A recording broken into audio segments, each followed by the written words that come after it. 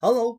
The guest today is Ruth Cheng, class of 2001. She studied arts and science at Cornell and is now the CEO of ATCC, a very important science organization. So, hi, Ruth. What is ATCC? Hi, Tony. Thanks so much for visiting us here today. So, ATCC is American Type Culture Collection. We are the world's leading institute, a private nonprofit that ensures biological research, discoveries, and development can be reproducible and shared globally. So, we have a very large collection of biological materials, cell lines to study cancer, for example, or it could be all kinds of bacteria that have interesting jobs and functions around biology. So, like, if a scientist is doing a research and wants to publish a paper, like how do they interact with your organization? Yeah. So traditionally, they might, if they've made a new discovery, if they and they want to be able to share that, they might deposit a new cell line with ATCC. Traditionally, we're able to take in materials, authenticate them, and then scale them up so that they can be distributed across the globe into the hands of other researchers who want to build on that initial discovery or replicate that initial discovery, right? That's a lot of the scientific process. But beyond just research, we really support the biotech ecosystem as well. Many companies and government research institutes, developers of diagnostics and therapeutics rely on our materials as well. So it could be part of their quality control process where they need control materials, right? They might need a control material for a new diagnostic. We did a lot of that actually when COVID hit. And folks are needing to develop a diagnostic. Where do they get controls from? Where do you have the authenticated materials to understand the strains and study them, but also develop therapeutics and diagnostics from them? We're a relied upon institution. Interesting. So I could picture there's like two pathways. So there's the research papers where one paper gets written, another paper gets written on top of that, another paper gets written on top of that. And you have a corresponding like a cell line here where it keeps building as well. Yes. And so that, there's a common resource, right, or a common biological material that might be foundational to all of that research.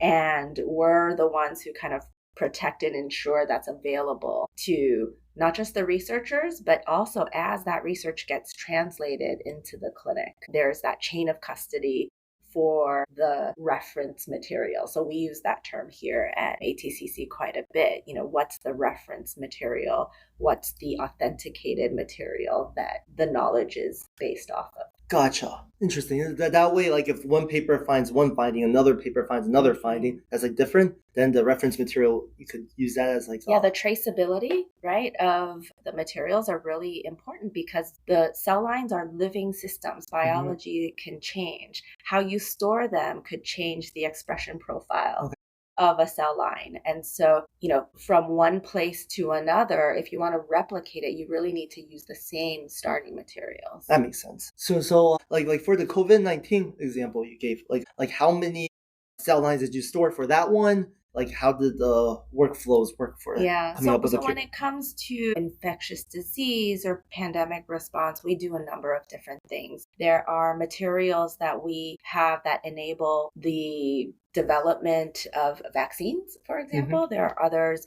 to study how a new virus might infect different cell types so there's respiratory cell lines that we provide, right? To be able for folks to understand what are the changes on the respiratory system. You can study that in a controlled way and understand the effect. So it's not just the COVID-19 virus you provide, but it's also like the respiratory cells as well. Yeah, to study that. And we don't, we provide materials that are safe to the public, that materials that come in, we have great scientific expertise to inactivate that material so that it can be studied in a safe laboratory environment. Gotcha. That makes sense. So like I'm picturing like a researcher at Cornell with a white coat and a lab glasses on, safety glasses on. Like, how do they get your material, and what do they do? Like, do they get it like in the FedEx package? Like, what do they do after they get it? Yeah, yeah. What is it from So their most perspective? biologists, folks working in a wet lab, are probably familiar with our white box with the ATCC logo on it. Okay. It's a cardboard box, usually with a styrofoam interior, packed with dry ice, and then there's the precious vial of cells in it. So you can go on our qualified researchers and developers, our companies, right, can come on our website and order those materials. We have a very robust system to ensure that only qualified individuals receive our materials. Gotcha. And then after they receive that precious vial, what do they do with it? Well, I was once a researcher in a lab as well, and I remember receiving that box. So you take that vial out of the dry ice, your planned experiment, right, can start. You thaw that vial, right? You thaw it and then spin it down, because usually it's in a preservative. Okay. Those cells are preserved in a media that ensures they can be viable after this freeze thaw process. So you'll thaw it, you spin down the cells to collect a pellet, you'll take off the media that it was preserved in, and then you'll resuspend it, right, to culture it in a flask or in whatever system you want to study it. Gotcha. And then they would grow it over time. Yes, they will have absolutely. Yeah.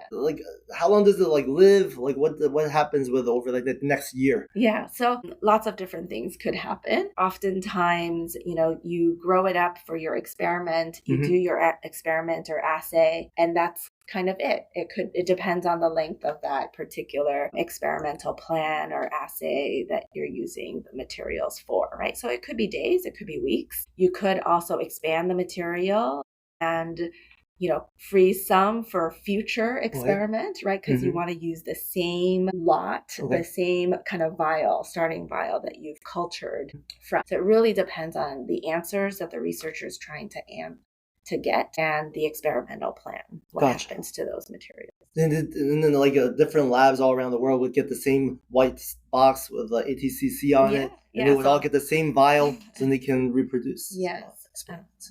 So they can replicate someone else's results, right, using the same materials. Gotcha. Very, very, very cool. So it all first starts with that first scientist who gives you that material, and then you would grow it here, and then you would send it to everybody else. So it starts with that first. So they'll deposit that with us. Gotcha. Right, and we safeguard that and then make it available to others who want to study or make new discoveries off of that initial finding. Okay. Makes sense. After you get it, how do you let people know that you have it? Is it part of their scientific paper that reach out to ATCC if you want to get this vial? So in publications will often have the name of the ATCC cell line that they used. In the materials methods section, right, where you're supposed to list everything that kind of you used, oftentimes you'll see that identifier in the paper. Gotcha. And then the future papers built on top of that and the name of the cell line and the materials that were used in the protocol. Gotcha. Yeah. Very, very cool. And then how do you decide if a scientist somewhere invents something? How do you decide it's important enough to keep in the repository? How do you decide what goes into the repository? That's a great question, right? Because it's really impossible to take in everything, and our collection is already pretty vast. So we're constantly looking at gaps in what we have, right? Maybe there are certain types of cells that we don't have. There are certain diseases that are not represented in our collection. So we look and see what's missing. What do we have a lot of already? We may not want another, the 30th version of an E. coli, right? So those are decisions made by our content and accessioning team. Gotcha. And then how long do you hold on to a cell line over time? After 10 years, if no one requests it for a couple of years, you that's also a great question. That's something that we wrestle with all the time. But really, we are here to safeguard those resources. So if we decide to take that in, we will keep those seed vials. And you actually never know when they might be useful. The famous story that we tend to kind of share at ATCC is We took in deposits representing Zika virus 40 years before they became a human health kind of epidemic. Oh, wow. And they became really important, right, to study and understand. So you never know. They may sit for a while, right, before there's a real need to use those materials. Gotcha. And that's important because like you can track like how it changed over 40 years, and then you got the reference. Yeah, exactly. Interesting. So we'll keep it for a long. We could. Yeah, there are things. Last year, I believe we pulled something out of our collection from 1925 or 6. Wow. So it's been in our collection for a long time, and we were able to reconstitute it and grow that. Not, every place has the scientific, I think, depth and experience to be able to do that. Right. Interesting. That's like 100 years. Mm-hmm. It is. Yep. So like you store it like in the freezer here? Like does it degrade over time? Well, like if you store something in the freezer for too long, it goes bad. Yes, that's right. So that's why kind of the storage conditions are highly controlled. We really know how to work with these materials. There's a lot of scientific expertise around every category or ology, we say, of materials that we have at ATCC. So some of those items might be lyophilized, so freeze-dried, right? Some of those might be frozen and stored under liquid nitrogen or -80. It really depends on the materials and what they are. These materials, like how many are there in like the world? How much like coverage do you cover? Like how much of the materials do you have? That's a really interesting. I think we're still discovering new type strains all the time. So new type strains in the world of microbiology, right?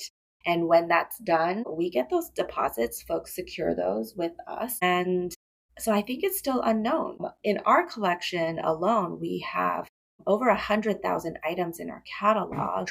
In our collection, overall collection, we have more than that.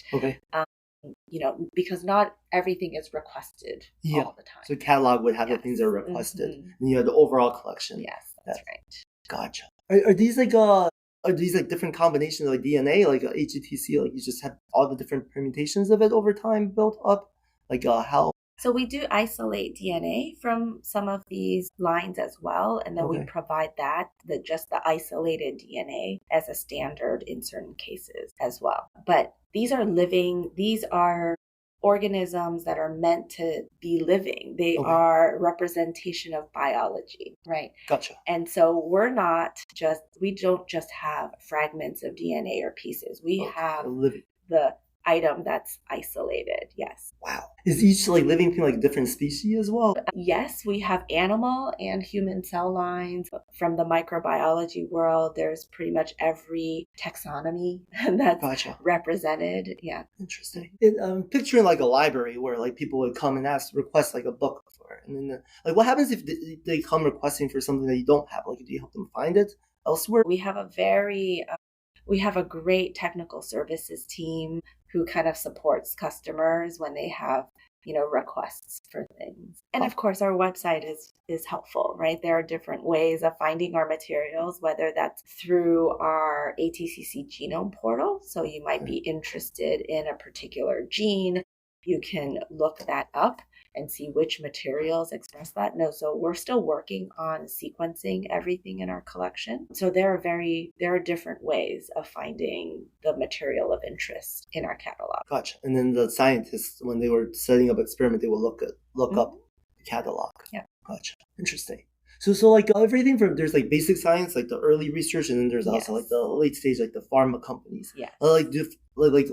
Do everybody use your material, and do everybody deposit stuff into your bank as well? Yeah, so our customers cover the entire spectrum.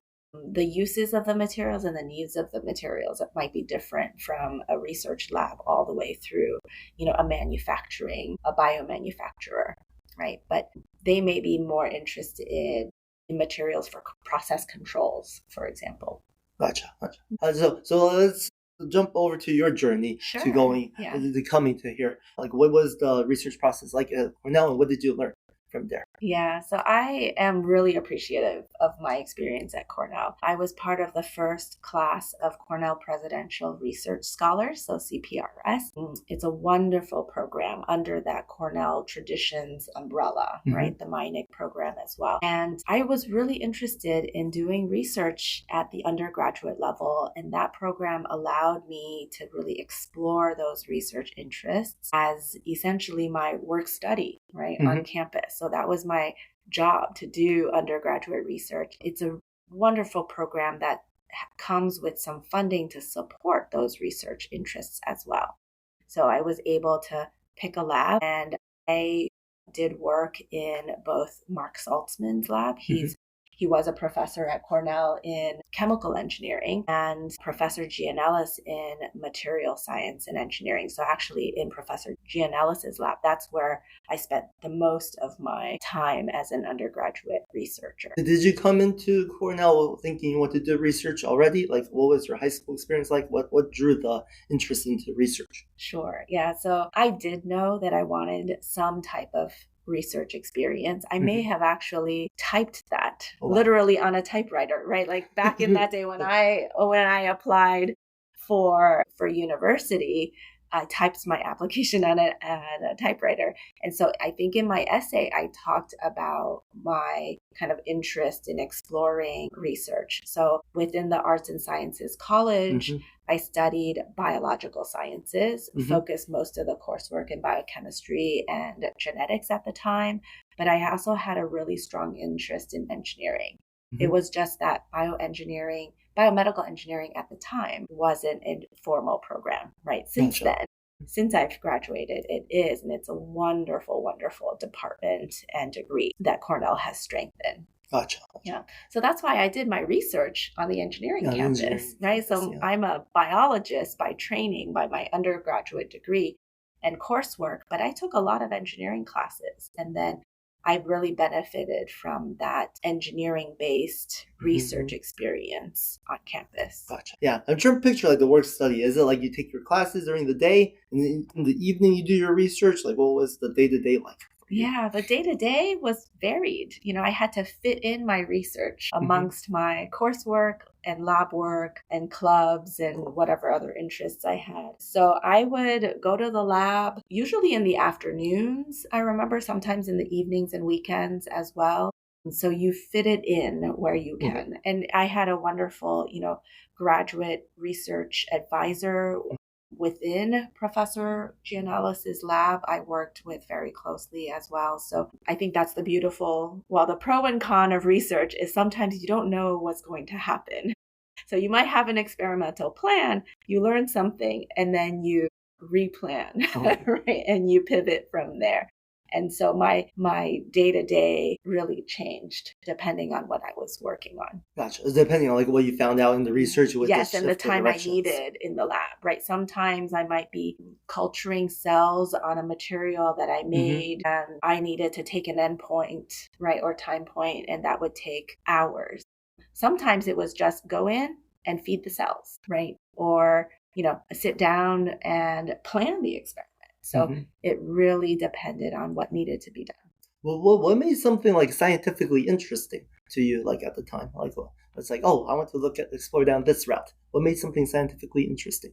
Yeah, I was really interested in that intersection between biology and engineering and material. So most of the undergraduate research I did, the initial project was growing neuronal cells on materials that had channels on them, very controlled channels and spacing, where we could observe how those neurites from the neurons were being extended, how they were communicating with the walls of those channels. Could you actually direct the direction, right? Control the direction of how those neurons were stretching out, right, on this material. So that was one of the first projects I did. I also looked at composite materials, nanocomposite materials, and that was core to the research in Professor Gianellis's lab. So creating these new, interesting materials with new properties. And then understanding how do those properties impact biology. So those are the kinds of things I wanted to understand more. developmental biology was a class I took at Cornell, and that really fed my interest as well because I learned about all these gradients of signaling, and then it became, how does the body know, right? One, how does it create these gradients?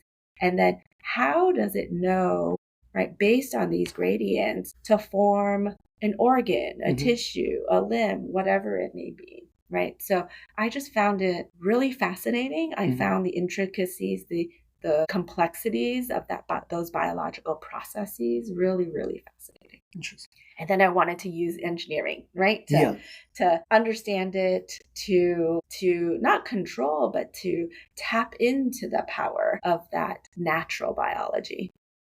Gotcha. So that's why you did the engineering research in that's right. biology. That's right. What motivated the drive? Was it like to find a cure for something? I think the drive for most biologically based research is a clinical, a desire to have patient impact and clinical impact, right? Whether it's addressing a disease or improving the course of life, right, for patients impacted by that disease. So for that neuronal kind of research, right? That understanding of how do neurites grow on materials. It was really more for kind of brain-based, right, diseases, whether it be, could you grow and replace, tissue engineer, right, novel kind of brain tissue. Now that was just a very small facet of ultimately trying, right?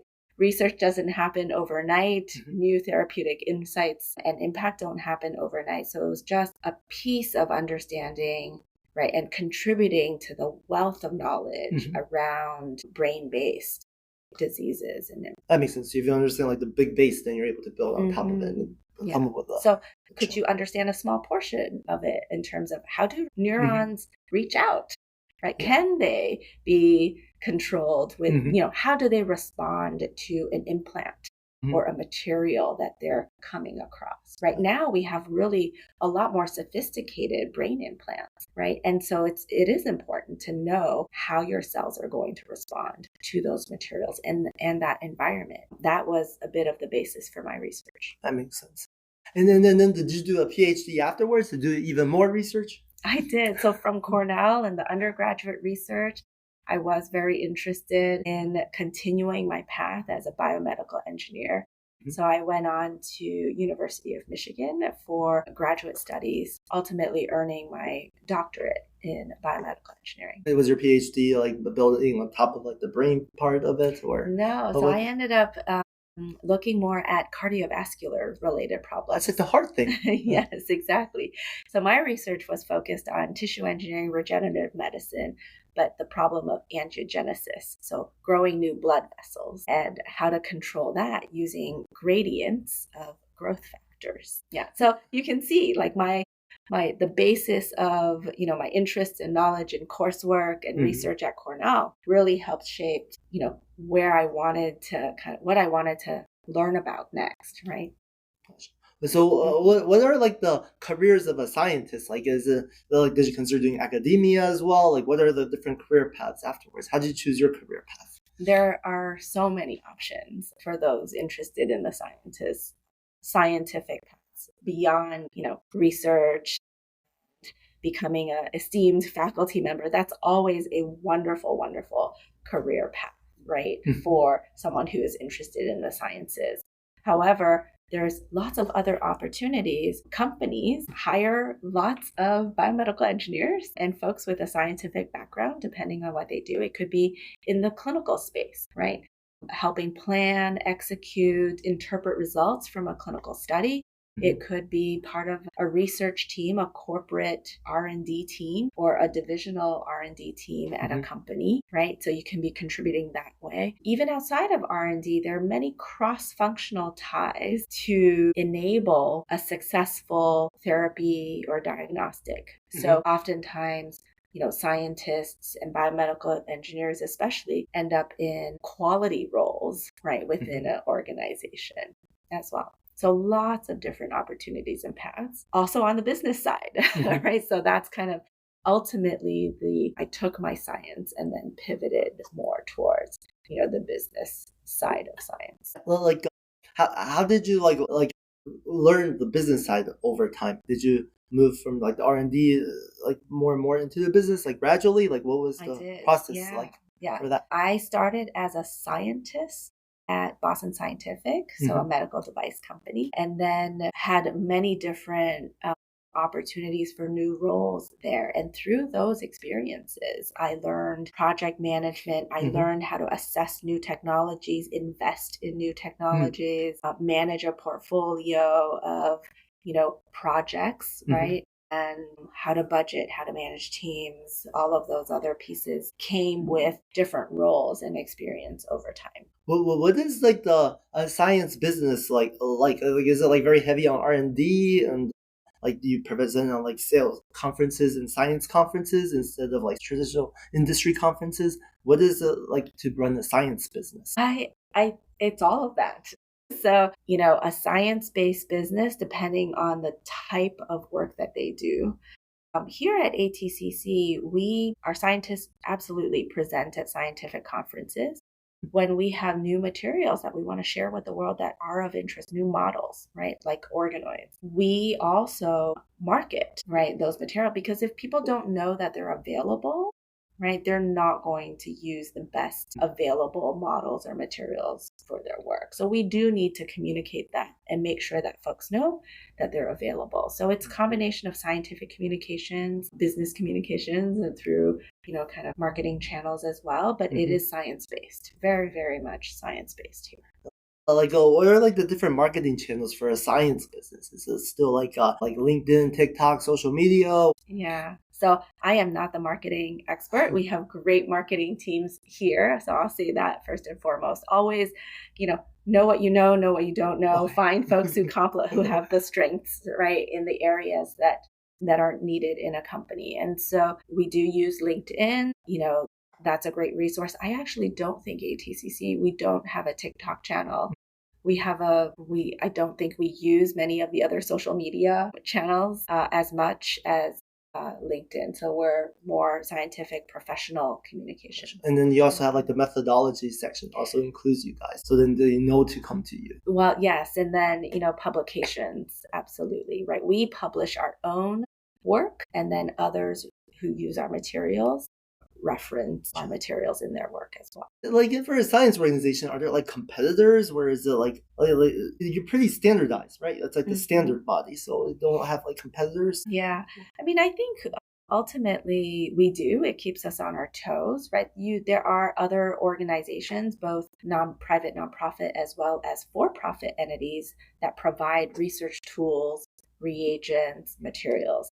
I would say that, ATCC is pretty unique in that we, ultimately we're going to do the right thing, right? It's not about because of our mission to acquire, to authenticate, to be able to distribute materials, right? The best materials and the best, practices on how to use those materials to the research community and companies and other folks who use it down the line. We, I think, stand out, right? So when it came to cell culture and how to make sure that's done well, that's done right without contamination, we actually wrote the book with experts at the time, right? We convened all the experts. We wrote those best practices and then started training everybody else. We shared those best practices.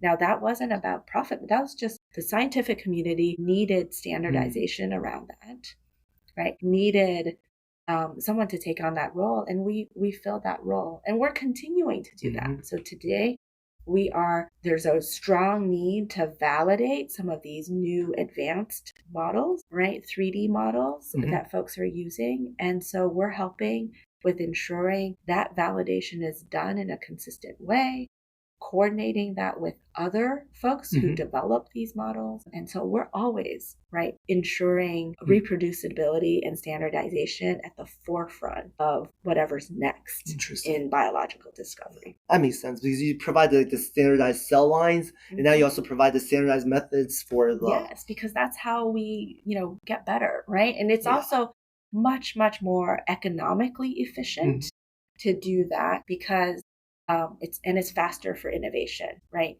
you don't want everybody trying to figure out these things that are very hard to figure out, right, independently. There's a reason why our cell phones, right, have USB-C. That's a standard. It makes it much easier to plug and play when you have that consistency of how do you work with the materials? How do you use them, right? And understanding that they can come from a very, very trusted and reputable source. That makes sense. For the 3D model, what is the 3D model? And then how do you create standard? Do you have like an open forum where like different people come and share? Yeah. So advanced model there's many different ways of nomenclature is actually standardizing nomenclature is something that we're working on in this area.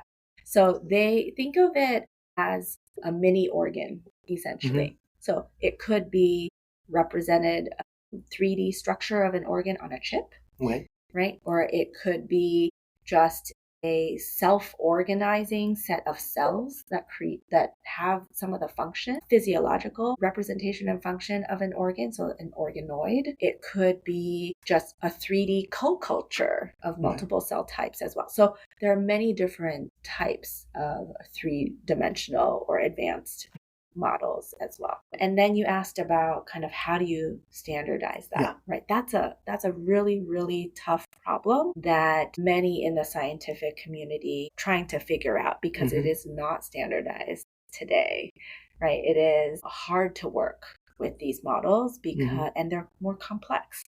And so there's a lot of bespoke protocols, bespoke models, and what's our role? I asked a great question. What's ATCC's role in that? Well, so we actually take in organoids as an example of one of those types of advanced models. We took in many, many different cancer-related organoids through a consortium.